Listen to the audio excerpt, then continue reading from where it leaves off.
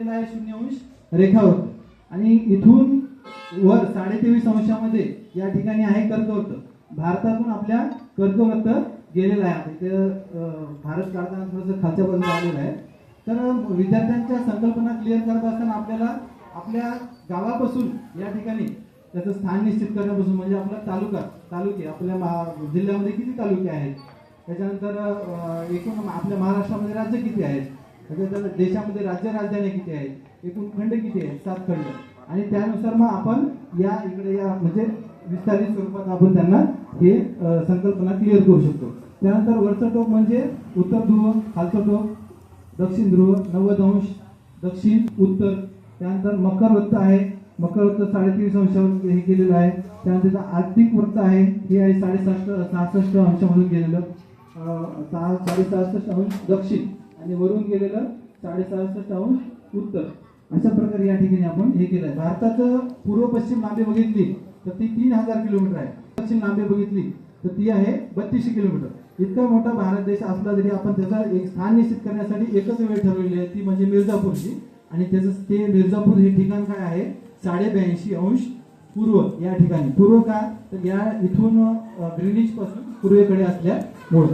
त्यानंतर आपण विद्यार्थ्यांना दिशा सांगितलं पाहिजे. NEWS असं एक छोटीशी ट्रिक करून आपण NEWS ही एक छोटीशी ट्रिक असं सांगून आपण त्यांना इंग्रजीतून त्याला दिशा पाठ करण्यासाठी ज्या की मुख्य दिशा 4 आहेत, उपदिशा 4 आहेत आणि एकूण दिशा म्हणलं तर 10 येते.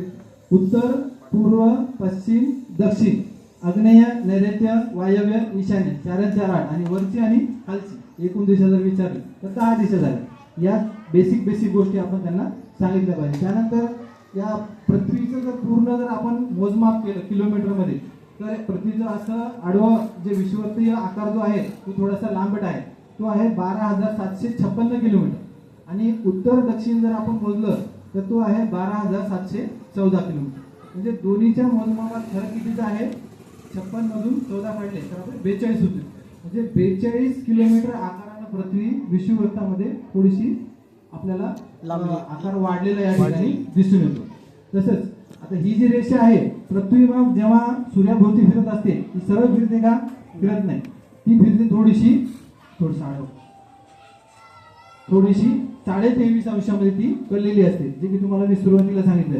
आता सूर्य या बाजूला असेल तर हा भाग काय होईल, इथं येईल आणि मग काय होईल, या भागावर 6 महिन्याचा दिवस राहील. हा खालचा भाग इकडे आल्यामुळे इकडं 6 महिन्याची रात्र राहील. उत्तर ध्रुव आणि दक्षिण ध्रुव असा याच्यामध्ये बदल होईल. आता रेखावृत्त आपल्याला स्थान निश्चित करण्यासाठी उपयोगी पडतात, त्याला रेखांशाचा वापर होतो आपण.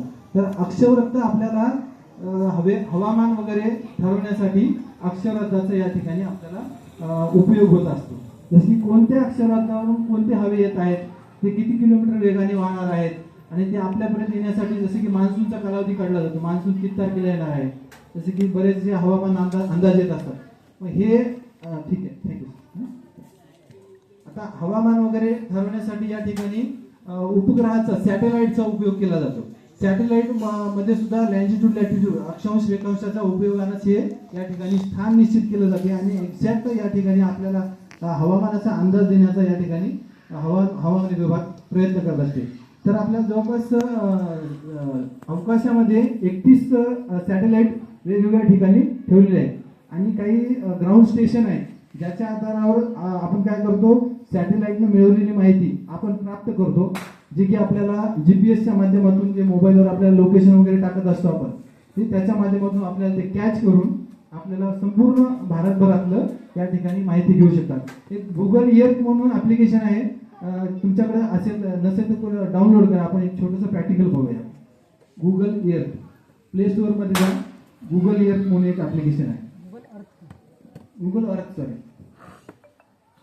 त्याच्यामध्ये गेलं तर आपल्याला या ठिकाणी संपूर्ण पृथ्वी या सॅटेलाइटच्या माध्यमातून आपल्याला प्रत्यक्ष पाहता येईल. इथलं लोकेशन आपल्याला प्रत्येक घर सुद्धा दिसेल, शेत सुद्धा दिसतील. त्याच्यामध्ये मी काही फोटो काढले. गुगल अर्थ का, गुगल अर्थ जीपीएस मॅप कॅमेरा लो हा खालचं गुगल अर्थ